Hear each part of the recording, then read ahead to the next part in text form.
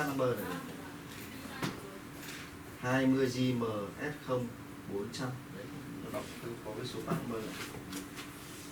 Cuối thùng con T470 Core i7 cuối cùng. Con này là RAM 16GB. Ổ nó mới. Em phải dùng RAM cao hay dùng ổ cao? Em thích cái ổ cao, chứ nhiều dữ liệu tí. Con này RAM nó 16GB khủng lắm. Pin phong bên trong một lớp pin phong nữa. Đây là tem chống giả.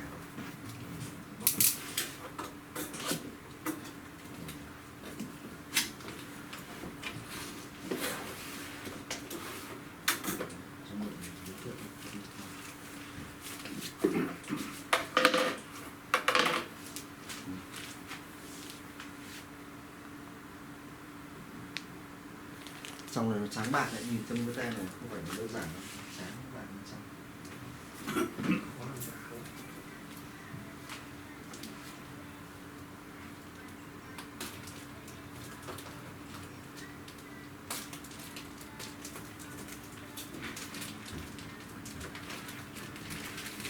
Cái ô sạc nó đâu?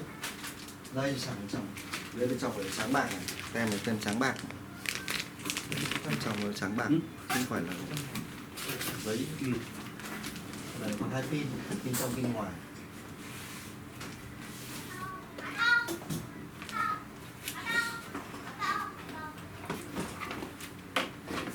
Pin này cũng khủng lắm, có 2 pin, nhưng mà dùng 8 tiếng. Nếu mà dùng tiết kiệm liên tục 6 giờ, không có thì dùng thoải mái với 6 tiếng, dùng tiết kiệm thì 8 tiếng. Sẽ nhịn hết cả tay. Ngồi vào carbon. Nó trồng xước không?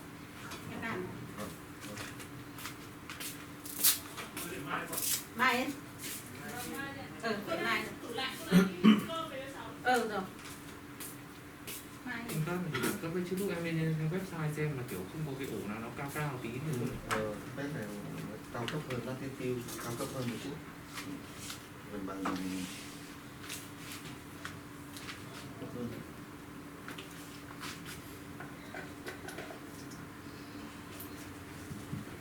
Mà con này là màn cảm ứng, con đây mà con này rất là đẹp, con đây nhưng mà không bóng, IPS.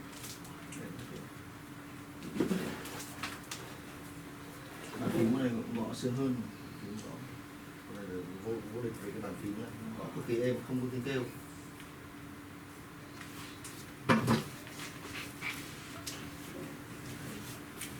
Cả cái đồ này càng ngày nó ra càng hiện đại hơn anh.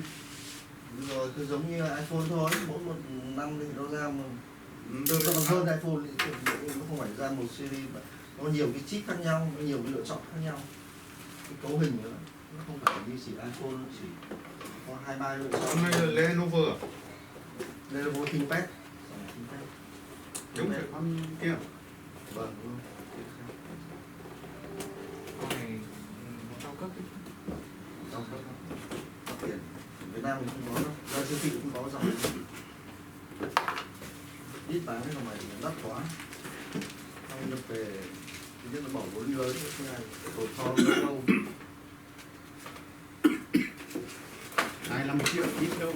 Thế Quy ra thóc bao nhiêu, mấy chục tấn thóc.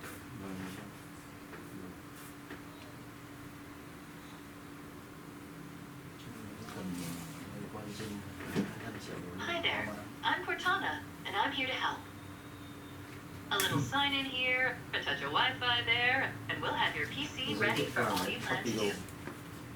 Này là Use your con voice i7 or cuối the cùng chỉ keyboard còn i5 along the thôi, way, mà and i5 if chỉ you'd còn đúng like một me chiếc. to stay quiet, just select the little microphone icon towards the bottom of your screen. Hết rồi là không còn giá tốt này nữa If đâu. you need an assistive screen Nơi khác reader, toàn hàng press the cuối cùng rồi, Windows, đây Control, là hàng and nguyên niêm Enter phong, 2 lớp niêm keys at phong the luôn. same time to turn on narrator.